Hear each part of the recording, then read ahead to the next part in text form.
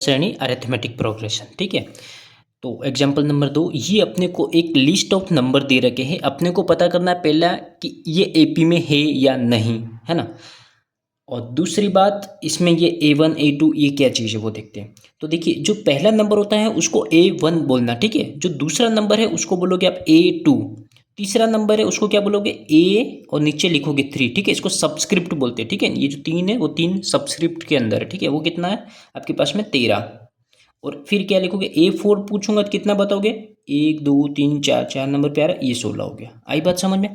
इसमें जो A1 होता है उसी को A भी बोल दिया जाता है, ठीक है। A किसको बोल दोगे, जो A1 है उसी को। क्लियर।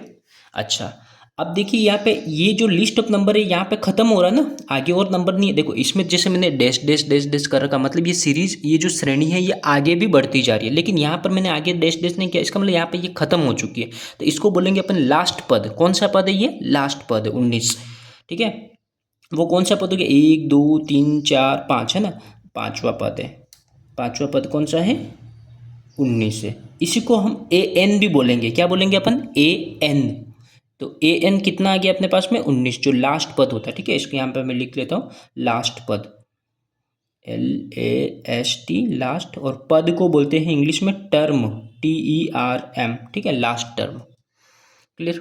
अच्छा, अब इसमें अपन जो D निकालेंगे, D को क्या बोलते हैं सार्व अंतर, सार्व अंतर, और हिंदी इंग्लिश में इसे कहते हैं कॉमन डिफरेंस।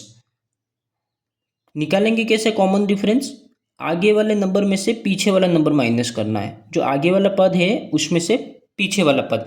तो A2 में से A1 को घटा दो, A2 में से A1 को घटा दो, तो लिखेंगे अपन A2 में से A1 को घटा दो तो कितना आ जाएगा 10 - 7, कितना आया 3 आया।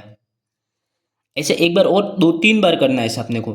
फिर क्या करना है A3 में से A2 को घटा दो, A3 में से A2 को घटा दो तो कितना आ जाएगा, A3 में से A2 को घटाएंगे तो 13 - 10, कितना आ रहा है 3 आ रहा है।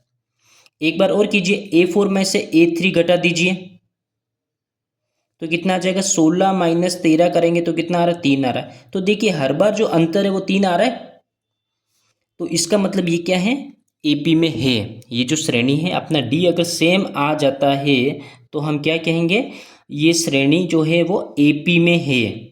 AP मतलब क्या हो गया अरिथमेटिक प्रोग्रेशन, ठीक है। क्लियर बात हुई। और इसी को यहाँ डायरेक्टली भी देख सकते हैं, अच्छा इससे 3 बढ़ रहा है, फिर आगे 3 बढ़ रहा है, 3 बढ़ रहा है, 3 बढ़ रहा है ना, तो निकालोगे कैसे, लेकिन निकालना इस तरीके से, आगे वाले में से पीछे वाला पद माइनस करना अपने को, ठीक है। ये D हो गया। थैंक यू बच्चों।